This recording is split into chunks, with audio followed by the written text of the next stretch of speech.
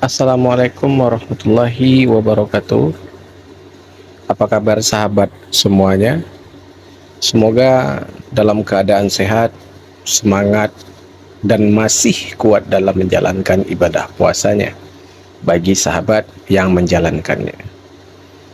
Kali ini kita berjumpa kembali masih pada pembahasan soal ilmu pengetahuan sosial untuk tingkat SMP maupun MTS pada kelas 8. Kali ini soal pada buku halaman 290.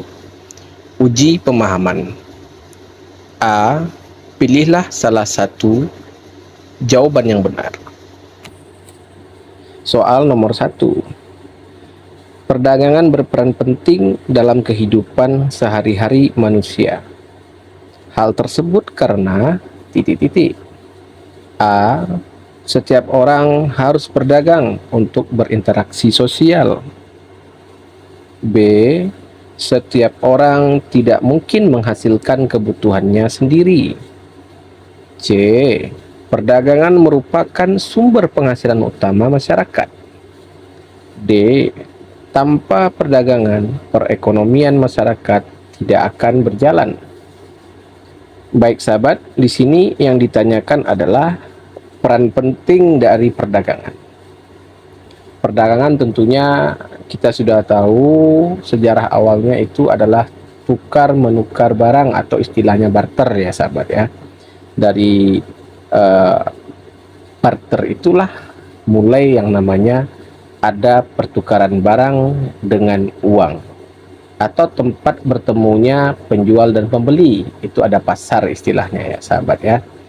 Jadi kalau ditanya perannya, kita lihat dari option A. Setiap orang harus berdagang untuk berinteraksi sosial. Manusia ini adalah makhluk sosial, tidak dapat hidup sendiri, itu benar ya sahabat. Tapi tidak harus berdagang, masyarakat melakukan interaksi. Dalam kehidupan sehari-hari kita pasti berinteraksi walaupun tidak ada yang namanya perdagangan. Oke, yang A itu kita eliminasi. Yang B, setiap orang tidak mungkin menghasilkan kebutuhannya sendiri. Nah, ini bisa masuk di kategori ya sahabat ya, karena memang kita tidak mampu menghasilkan kebutuhan sendiri dan membutuhkan orang lain ya. Yang B kita kunci dulu ya. Yang C, perdagangan merupakan sumber penghasilan utama masyarakat. Kalau untuk dikatakan sumber penghasilan berarti itu mata pencarian ya sahabat ya. Memang mayoritas masyarakat itu berdagang, tetapi mayoritas lainnya di belahan bumi lainnya itu ada yang bertani, ada yang menjadi nelayan, ada juga yang menjadi karyawan. Ada banyak profesi yang digeluti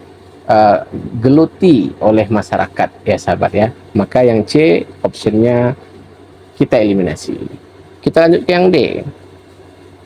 Tanpa perdagangan, perekonomian masyarakat tidak akan berjalan. Oke. Yang D ini hampir mendekati benar ya sahabat ya. Yang namanya perekonomian itu memang fungsi utamanya atau perdagangannya itu adalah pusat dari perekonomian. Tetapi sebelum ada perdagangan tentu ada juga yang namanya industri mengolah barang jadi, karena kalau tidak ada sumber dayanya perdagangan ini juga tidak akan berjalan ya sahabat ya. Maka jawaban yang pas untuk nomor 1 ini adalah B. Setiap orang tidak mungkin menghasilkan kebutuhannya sendiri.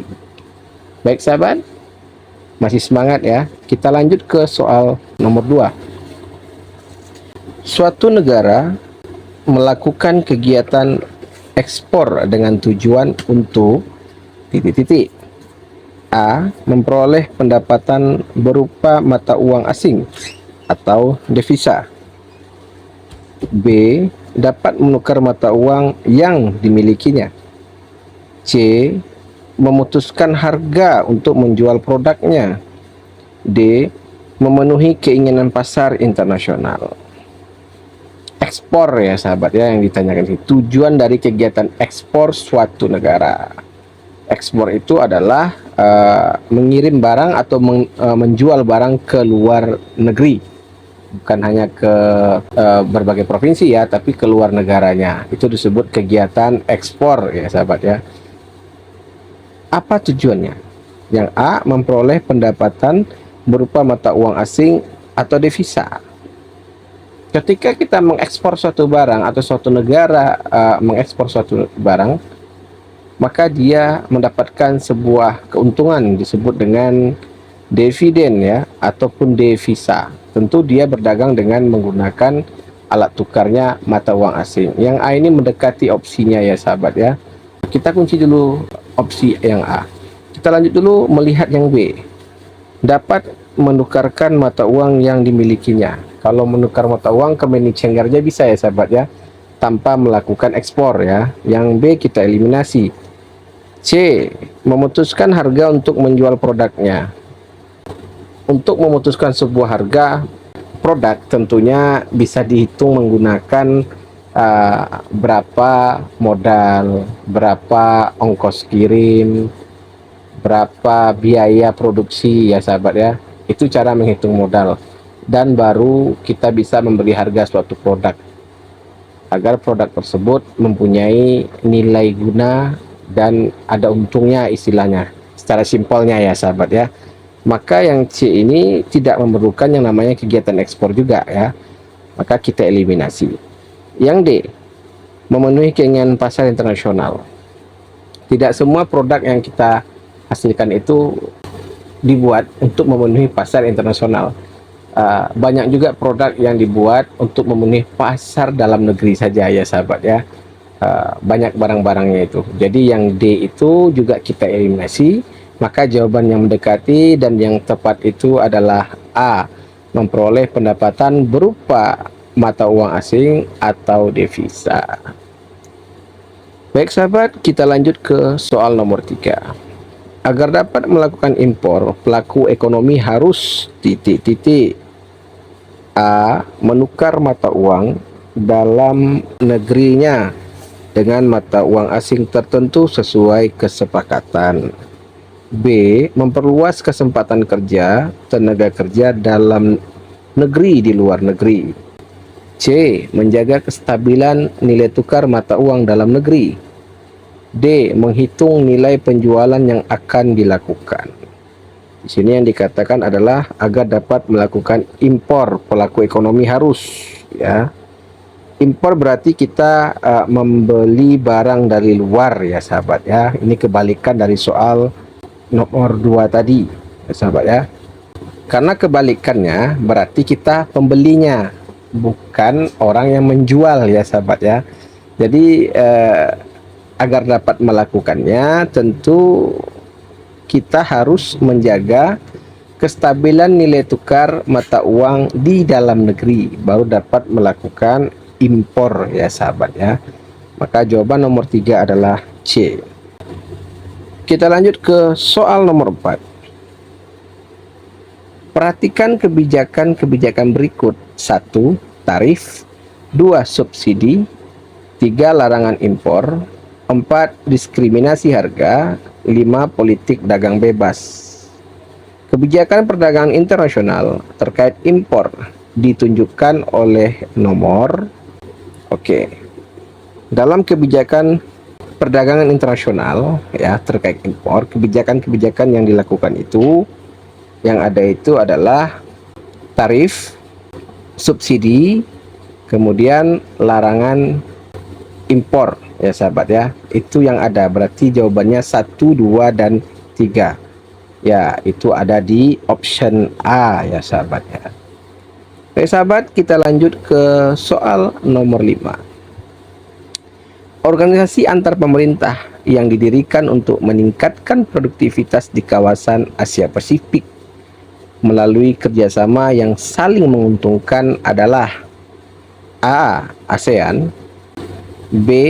APEC, C. ADB, D.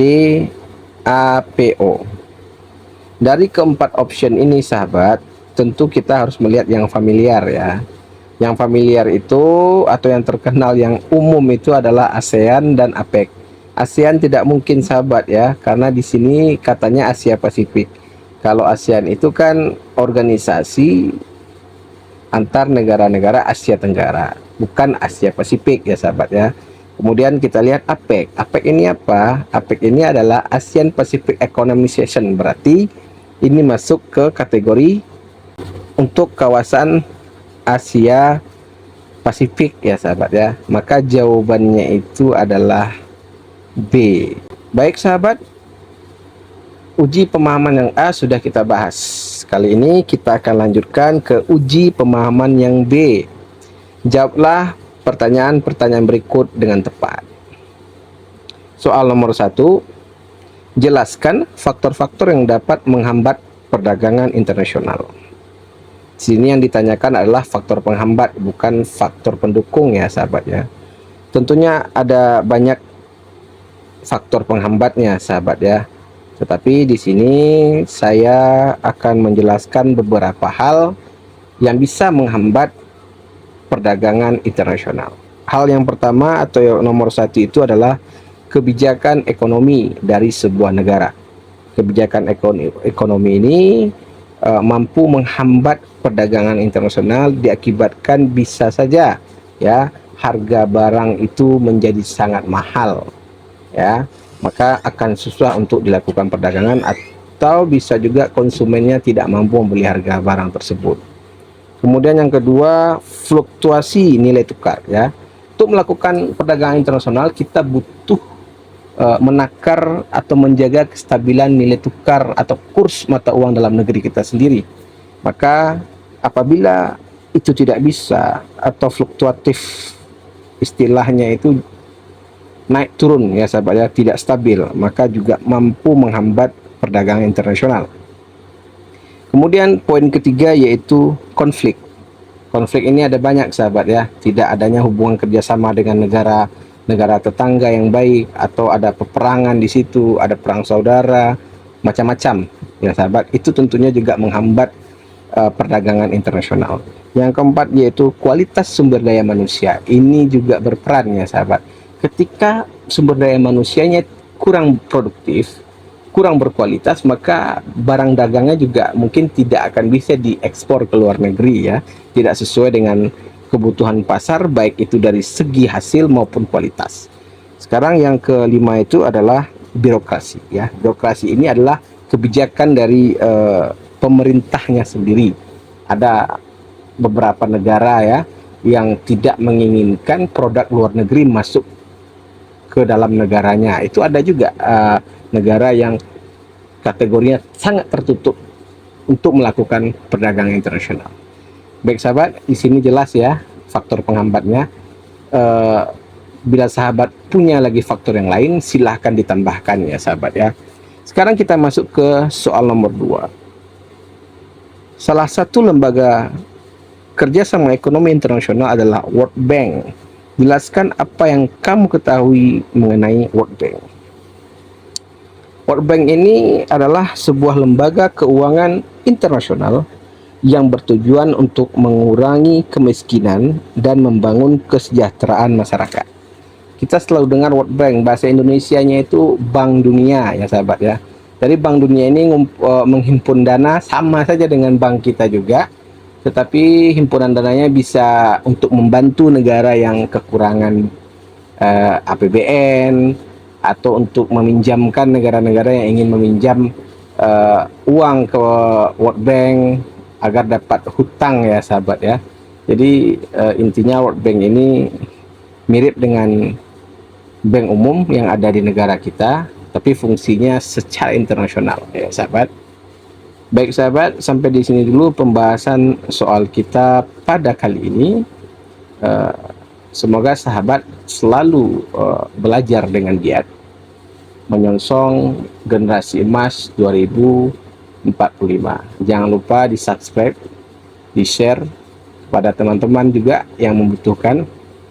Jangan lupa dilihat di playlist video-video kami yang sahabat belum menontonnya atau belum mempelajarinya. Apabila ada video terkunci, maka sahabat coba bergabung agar mendapatkan fasilitas di video-video yang terkunci tersebut. Terima kasih sahabat, sampai jumpa kembali. Lebih dan kurang saya mohon maaf. Assalamualaikum warahmatullahi wabarakatuh.